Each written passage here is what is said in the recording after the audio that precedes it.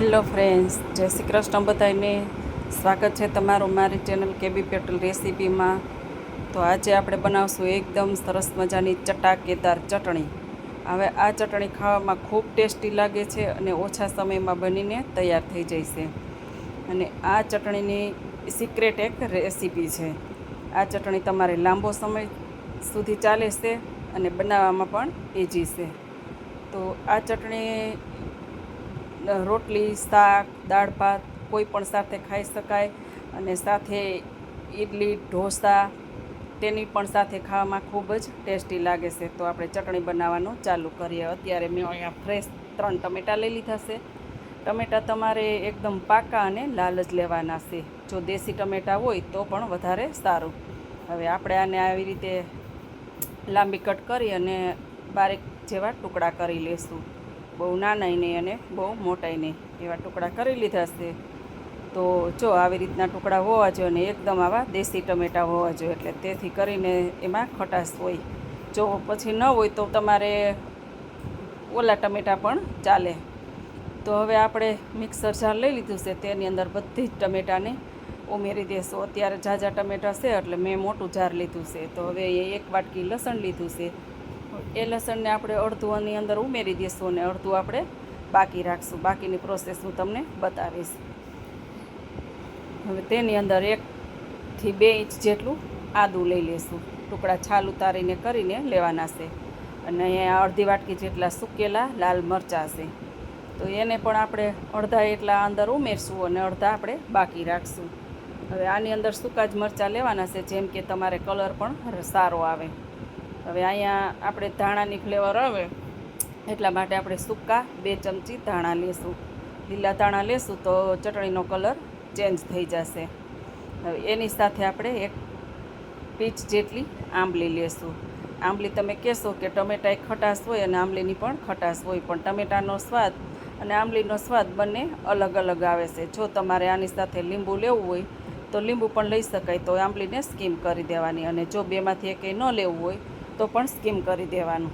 હવે આપણી આ ચટણી વટાઈ ગઈ છે. તો આ ચટણીમાં નથી આપણે પલ્પ કરવાનો કે નથી આખી રહેવા દેવાની. આ રીતની થિકનેસ હોવી જોઈએ, મીડિયમ પીસવાની છે. દાણેદાર હોય એટલે ચટણી ચાલે, આ રીતની કણી પડે એવી ચટણી હોવી જોઈએ. તો આ ચટણી આપણે વટાઈ અને પીસાઈ અને તૈયાર થઈ ગઈ છે. અને આનો આપણે સૂકેલા મરચાં નાખ્યા છે એટલે કલર પણ સરસ આવશે.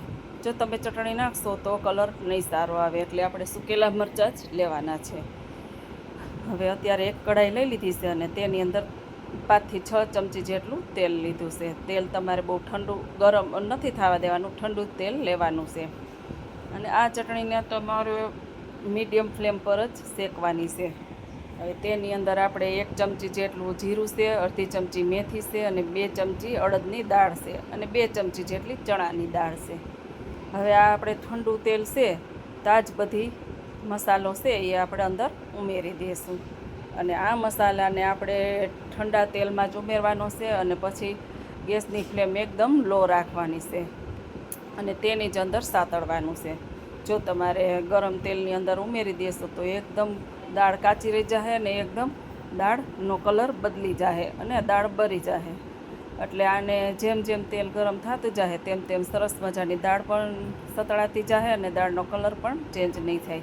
એટલે આપણે હાવ ગેસને લો ફ્લેમ પર જ શેકવાની છે. અને આને 5 મિનિટ જેવું આપણે સાતળશું એટલે એકદમ સરસ મજાની સતળાઈ જશે અને સરસ સુગંધ પણ આવવા લાગશે. આ રીતે આપણે સાતળવાની છે. જો તમને વિડીયો ગમે તો લાઇક, શેર, સબસ્ક્રાઈબ કરી દેજો. પાસે આપેલું બેલ આઇકન જરૂરથી પ્રેસ કરજો, જેથી કરીને નવી રેસીપીની નોટિફિકેશન તમને પહેલાં મળે. હવે આપણે સતળાઈ ગયું છે તો તેની અંદર લસણ જે વધ્યું હતું એ લસણની આખી કળી જ ઉમેરી દઈ. આની અંદર આખી કળી જ ઉમેરવાની છે કે ખાતી વખતે જે કળી આવશે ને મોઢામાં એનો ટેસ્ટ કંઈક અલગ આવશે. હવે આની અંદર 1 વાટકી જેટલા હું લીમડાના પાન ઉમેરીશ અને અડધી ચમચી જેટલી હિંગ ઉમેરીશ. અને સાથે જે આપણે લાલ મરચાં બચ્યા હતા એ પણ સાથે ઉમેરી દઈશું. હવે આને 1 મિનિટ જેવું સતળાવા દઈશું. 1 મિનિટ સતળાશે એટલે લીમડાની, આખા લસણની અને મરચાંની ખૂબ જ સરસ સુગંધ આવવા માંડશે. આની એક ખાસ ટ્રીપ છે એ હું તમને છેલ્લે બતાવીશ. વિડીયો તમે એન્ડ સુધી જોજો, સ્કીમ કરી ન દેતા, નહીંતર તમને કાંઈ ખબર નહીં રહે. તો હવે જે આપણે વાટેલી ચટણી હતી તે એની અંદર ઉમેરી દેવાની છે. આની અંદર બિલકુલ પાણી આપણે યુઝ નથી કરવાનો. આપણે ટમેટાને પીસું તો ત્યારે પણ પાણીનો યુઝ જરાય પણ નથી કર્યો.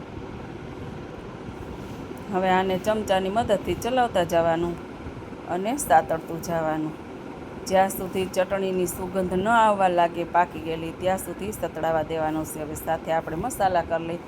તો મસાલાની અંદર આપણે 1 થી અડધી ચમચી જેટલું સંચળ ઉમેર્યું છે. જો સંચળ હોય તો જરૂર ખાસ ઉમેરજો, તેની ફ્લેવર ખૂબ જ સરસ મજાની આવે છે. અને સ્વાદ મુજબ મીઠું ઉમેર્યું છે અને અડધી ચમચી તીખાશ મુજબ આપણે ચટણી ઉમેરી છે.